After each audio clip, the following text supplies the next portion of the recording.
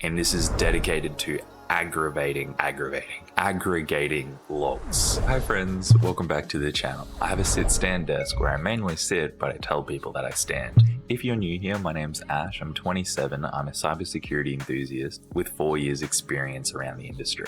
On this channel, we play Capture the Flags, we learn all things cybersecurity and hacking, and we grow and learn together, and it's so nice. On today's video, we are going over day 2 of the Advent of Cyber event happening at tryhackme. For more details, you'll have timestamps below, a full playlist to the other videos, and all links will be in the description.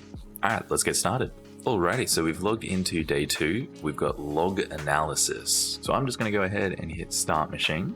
Let that boot up. So we're going to be looking at the same santagift.shop from yesterday's task, but this time with a focus on the log files. And hopefully we can sort of understand what our adversary has done, and hopefully we can catch them. So the focus, again, log files, the information, the locations of log files, some basic commands to start analyzing log files and to track them down. So very quickly, log files are historical records of events, so whether or not that's from specific applications or the entire operating system itself. So things that we're going to find are like login attempts or failures, traffic, things that have been accessed, websites, password changes, application errors, and a whole bunch of other stuff. I forgot to zoom in, that's better. So the benefit and the purpose is answering questions like, what has happened, when has it happened, where, who did what, did it work, and what's the result? So super important questions for analysis or forensics.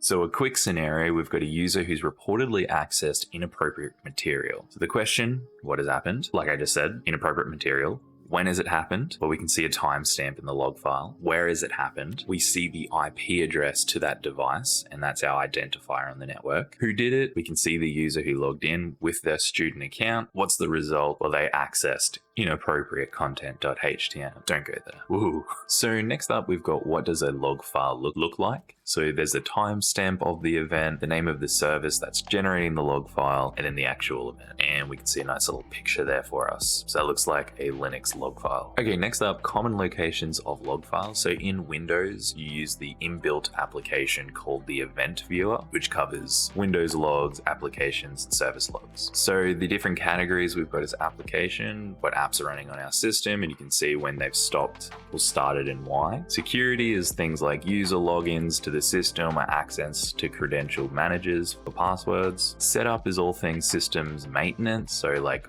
Windows updates, logs, and that sort of thing. And then system, oh, we have a little typo there, just contains things like for the system, so like if it's powered on and off or USB drives are plugged in or not. So for the location in Linux, specifically a Debian-based system like Ubuntu, we have the var/log directory. So we can see here we've got various log files, and in each file we've got different things. So like auth.log is authentication, so failed passwords, that sort of thing. dpkg login is package management, so what's been installed on the system. syslog is all of the events on the system, and then kern.log is all system to kernel, so like output from devices and USBs and that sort of thing.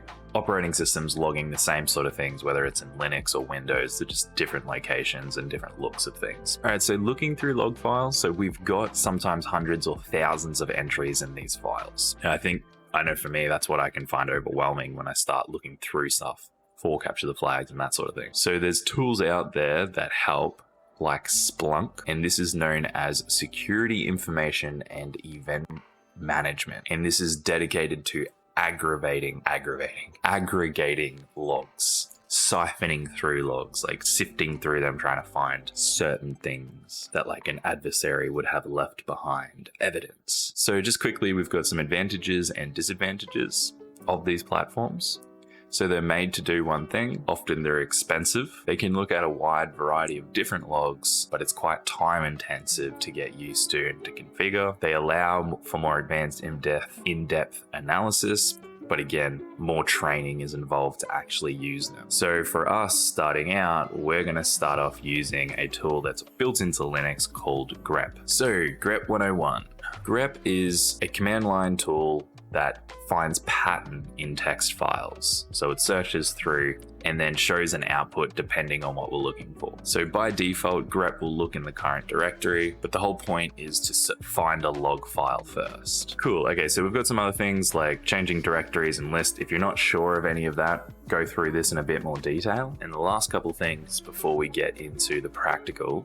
So we've got an example of using grep, looking for an IP address inside a particular file. So in this example, we've got these two entries where that line matches with that particular IP address or that pattern. So some things that we can look for: a computer name, a file, a user account, an IP address, or a certain timestamp or date. So we've got a couple of flags that are going to help us. So we can perform a case insensitive search, meaning hello world lowercase and hello world uppercase will return the same thing. -E enables regular expressions. So regex is pretty complicated. I've done it a little bit, so I might be able to use it, but I'm not that confident. But in this example, using the pipe, we can have THM or tryhackme.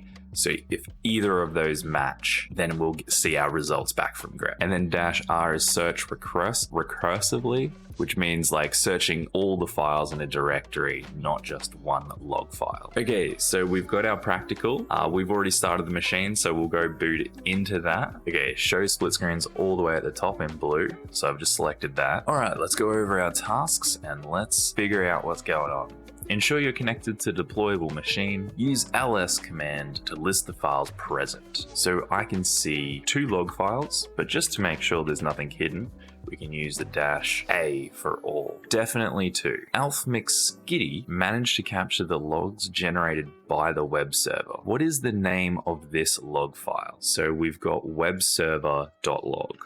webserver.log. Begin investigating the log from question 3. So if we use a command called wc for word count and we use the -L against our web server, we can see the exact amount of lines. So we've got 189,000 lines in this log file. That's a fair bit. So let's just run head against it just so we can see the first 10 lines. So for this log file, we've got an IP address, we've got our timestamp, we've got the method of how the web page has been served to the user, we've got the response, the 200 means okay, we've got some 404s meaning not found, and we've then got some more information of like the user agent. So it looks like somebody was using GoBuster. It's a GoBuster scan that's looked at images, not found, cracked, not found, news, not found, downloaded.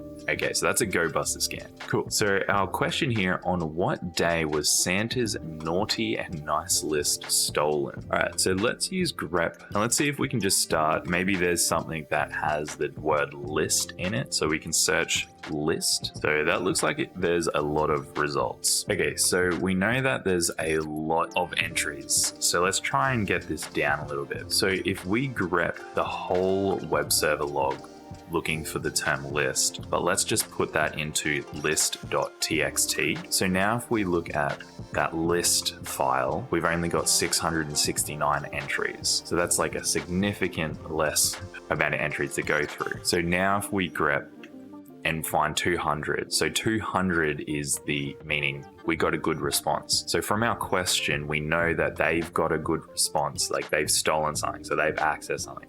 So I only want to look through those 600 responses for things that have been accessed. So if we grep 200 and we look through, we can see here on our second entry, Santa's list.txt, and we've got our date here. So the 18th of November was a Friday. Okay, cool, we got one. What is the IP address of the attacker? So we can see here, we've got this IP address. The same IP address has been doing this GoBuster scan because they've been searching for stuff. Copy that, put that in. Now, what is the name of the important list that the attacker has stole from Santa? So that's this Santa's list.txt. Great, so last one here, look through the log files for the flag. The format is in th bracket bracket. Let's stretch the muscles and learn how to do a little bit of regex for this one. Or actually, I feel like we could just search THM. So if we just search grep THM against the web server, that didn't work. So maybe we will have to do regex. So it was -E to enable regex. So we can try tryhackme bracket. Is that in? I think that is a regex thing. So do we need to include like an escape bracket? Let's just try it. Okay, no luck. Okay, after trying a little few things and not getting anywhere, using the hint, using grep recursively allows you to quickly look through a bunch of the log files. So if I remember, there was also an SSHD log file. So that's telling me I'm looking in the wrong file. So if we look recursively in the current directory, in the sshd.log, we'll actually find the right file. Okay, well, I'm glad that that hint exists. That was doing my head in a little bit. Awesome, and that sort of ends us for this one. If you're interested in log analysis, there's a couple of more rooms there. Personally, this is actually really fun, so I might actually do those. So thank you so much for getting to this part of the video. I genuinely appreciate it. It means a lot. Feel free to leave a like and subscribe if you would like. You're gonna see up on the screen another video for you, and I hope you enjoy that one. Otherwise, again, thank you. I appreciate you being here, and I will see you in the next video. See you later. I never know how to end this, but see you later. All right, see you later.